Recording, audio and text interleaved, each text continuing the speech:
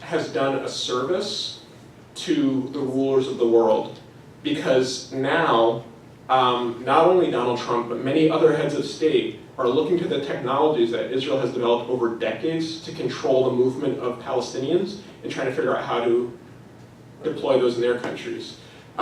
When Israel said, we're going to construct a wall across the West Bank, at the time that was considered beyond the pale. What an absurd idea. What do you mean you're constructing a wall? Now look at how many walls there are in the world. So, and that's actually a pattern by Israel, is to do something that's considered outside of the bounds of what's acceptable in the so-called international community, normalize it, and then it gets taken up by other states. They do that, of course, with their friend the United States, so we have to talk about Palestine and the Palestinians as well. But last point, since my comrade Mike brought up the question of the LA teachers and their recent victory in Los Angeles, it's worth saying that one of the things that they secured as part of their victory was a lawyer paid for by the LA Unified School District to help students and their families who are facing deportation.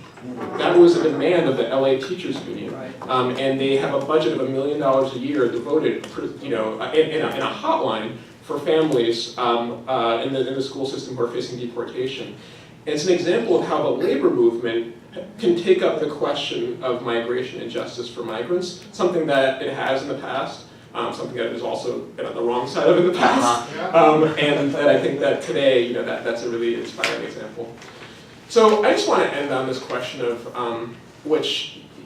yes, there's a question of opening the borders. I think we should, every single refugee, anybody who wants to live here should be allowed to live here or anywhere else. I think that's really important. But that, for me, is part of the bigger question of what kind of society do we want to live in.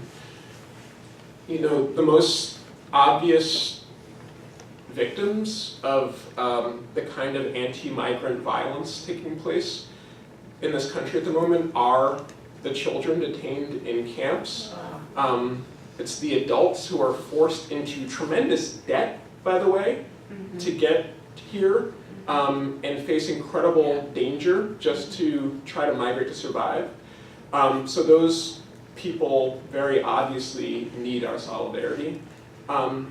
But frankly, whether you're a refugee or not, to live in this time, in this place, we're all losing something. And I'll take the occasion of being in a church to say, there's a cost to living in a place where the president of the country publicly says that we have to cage children. Those children obviously are experiencing a violence that is difficult to really even appreciate, but it does something to all of us, like spiritually, you know what I mean? And I think we have to ask ourselves, is this the kind of world that we want our children to grow up in? Is this the kind of world that we want to live in? And if you agree with me that the answer is no, then I think we have to be part of what's really going to be a fight of our lifetimes, and that is fighting for a world where people are afforded or treated according to their humanity, not based on what language they speak or where they happen to be born, which side of whatever line they happen to be born on, but that actually it's your birthright to be treated with dignity and humanity. Thanks. Yeah.